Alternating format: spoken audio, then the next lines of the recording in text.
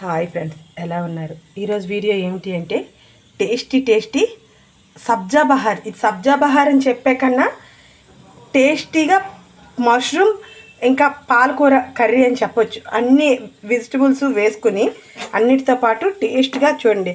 Mushroom కూడా ఎంత బాగా ఒక్కసారి ఇది కానీ నోట్లో వేస్తే కరిగిపోయేంత టేస్ట్ అనమాట. చాలా బాగుంటుంది. ఇది రోటీతో కానీ రైస్తో కానీ బిర్యానీతో కానీ దేంతో తిన్నా కానీ టేస్ట్ అయితే నెక్స్ట్ లెవెల్లో ఉంటుంది. పిల్లలు అయితే వద్దనకుండా తింటారనమాట, అంత టేస్ట్గా ఉంటుంది. ఓకే, ఇది ఎలా చేయాలి అంటే ప్రాసెస్లోకి అయితే వెళ్ళిపోదాం. ముందుగా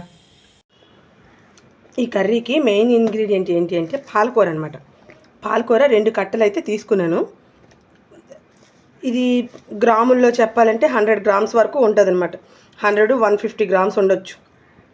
అలాగే మన దగ్గర ఈ సీడ్స్ అనేవి ఉంటాయో, ఈ విత్తనాలు అనేది అంటే ఇప్పుడు చూడండి, ఇవి సోయాబీన్ పిక్కలు, అలాగే గ్రీన్ పీసు, ఇంకానేమో ఇది చోలే, మొత్తం 3 తీసుకున్నాను నేను. అయితే ఇందులో ఏ ఉన్నా మనకి తీసుకోవచ్చు అనమాట.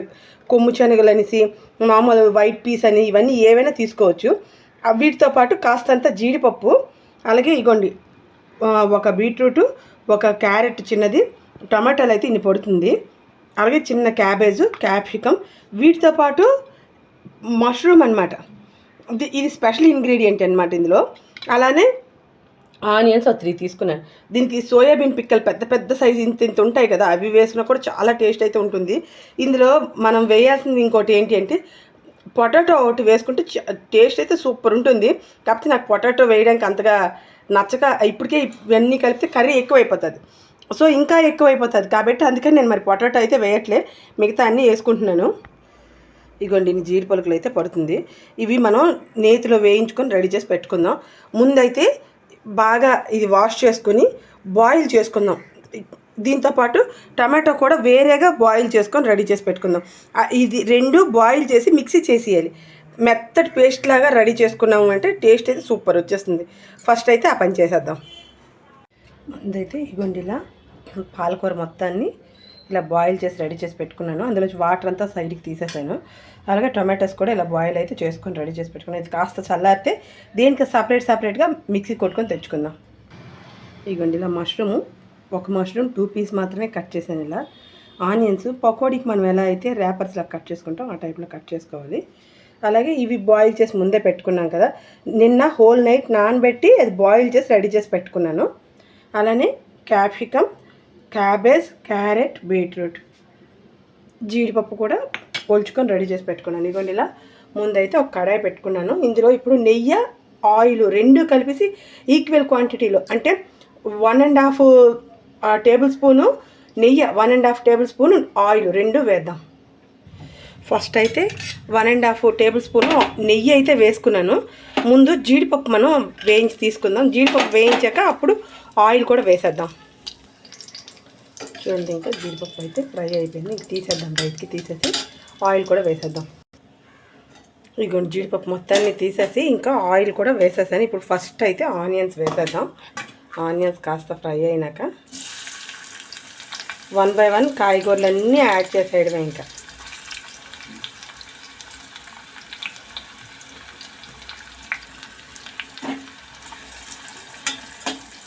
నేను ఎప్పుడు చెప్పే టిప్పే, ఫస్ట్ అయితే సాల్ట్ వేసేద్దాం. కర్రీ టేస్ట్కి తగ్గ సాల్ట్ అయితే యాడ్ చేసేద్దాం.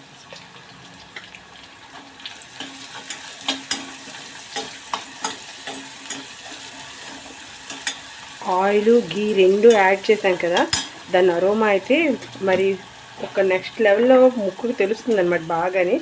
ఇప్పుడు ఇంకా మనం క్యాబేజ్, క్యారెట్, అలాగే బీట్రూట్ 3 వేసేద్దాం. క్యాప్సికమ్ని ఇంకా ఈ మష్రూమ్ అనేది కాస్త ఇవన్నీ ఫ్రై అయినాక వేద్దాం.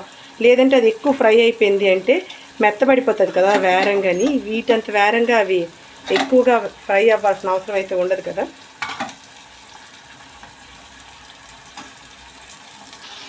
అన్నీ వేసాం కదా, ఇప్పుడు ఒక్కసారి కలిపేసి లో ఫ్లేమ్లో పెట్టుకుని అలా కాస్త ఫ్రై అవ్వనిద్దాం. ఫ్రై అయితే అప్పుడు మూత పెట్టి ఫ్రై చేస్తే అప్పుడు నెక్స్ట్ చూద్దాం.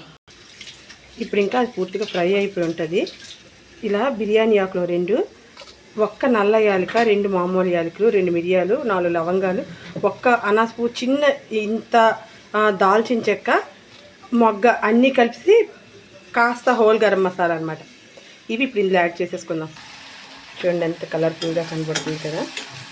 ఇప్పుడు ఇందులో కాస్త అల్లం వెల్లుల్లి పేస్ట్ 1 స్పూన్ అంతా, దీంతోపాటు హోల్ గరం మసాలా, బిర్యానీ ఆకు, ఫస్ట్ ఈ టమాటా అలాగే ఈ పాలకూర కూడా మిక్సీ చేసేద్దాం. ఇవన్నీ ఇందులో యాడ్ చేసేద్దాం. ఇంకా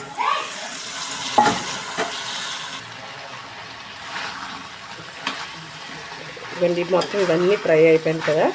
ఇప్పుడు ఈ స్టేజ్లో ఉండగా ఫస్ట్ అయితే మనం దీనికి సరిపోయినంత మీ స్పైసెస్ తగ్గట్టు మీరు వేసుకోండి. రెడ్ చిల్లీ పౌడర్ అనేది మా స్పైసెస్ తగ్గట్టు నేను వేసుకుంటున్నాను. ఇప్పుడు ఇందులో మనం మష్రూము అలాగే క్యాప్సికమ్ కూడా యాడ్ చేసేస్తున్నాం. ఇప్పుడు ఇవన్నీ కలిపి కాసేపు ఇలాగా లో ఫ్లేమ్లో పెట్టుకొని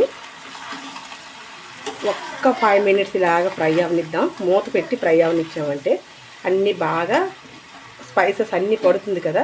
పట్టాక అప్పుడు మనం ఇగోండి ఇలా టమాటా క్యూరీని ఇంకా పాలకూర కూడా ఇలాగా పూర్తిగా క్యూరీలా చేసుకున్నాం. బాయిల్ చేసుకున్న వాటర్ కూడా పక్కనైతే ఉంచుకున్నాం. మొత్తం ఈ వాటర్ కూడా మనం పారేయాల్సిన అవసరం అయితే ఉండదు. ఇది కూడా యూజ్ చేసుకోవడానికి మనకు అవుతుంది. పాలకూరలో కాల్షియం శాతం చాలా ఎక్కువగా ఉంటుంది కదా.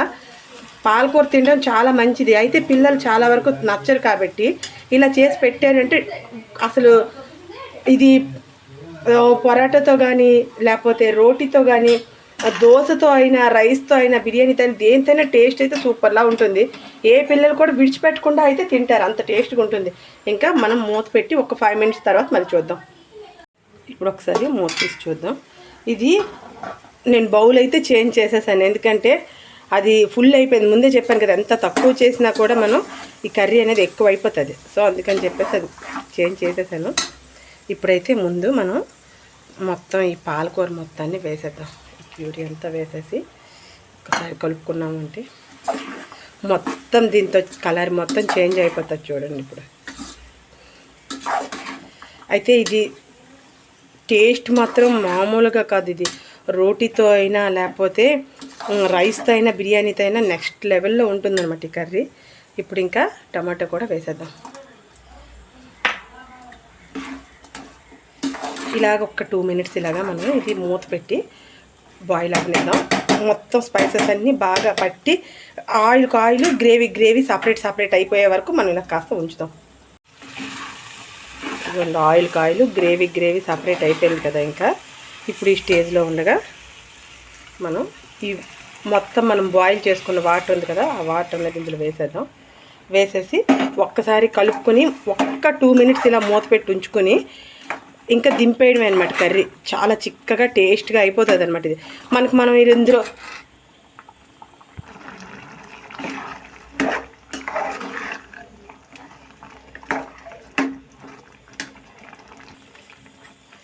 మొత్తం కర్రీ మొత్తం కంప్లీట్ అయిపోయినట్టే. ఇప్పుడు ఇంకా స్టవ్ ఆఫ్ చేసేసి మనం ఫస్ట్ అయితే పెట్టుకొని ఉంచుకున్నాం కదా జీడిపప్పు అనేది, ఆ జీడిపప్పు అనేది దీని మీద ఇలాగా కాస్త వేసుకొని ముందు పెరుగు ఒక్క చిన్న కప్పుతో ఇలా వేసుకొని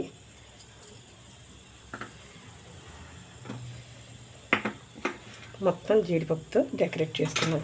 ఒక్కసారి కొంచెం కలుపుదాం. కలిపితే మనకు కాస్త కలర్ చేంజ్ అవుతుంది కదా. లేదంటే మొత్తం అది కర్రీ కలర్ కన్నా వేరే కలర్లా కనబడుతుంది. చూడండి ఇప్పుడు ఇలాగా జీడిపప్పు అనేది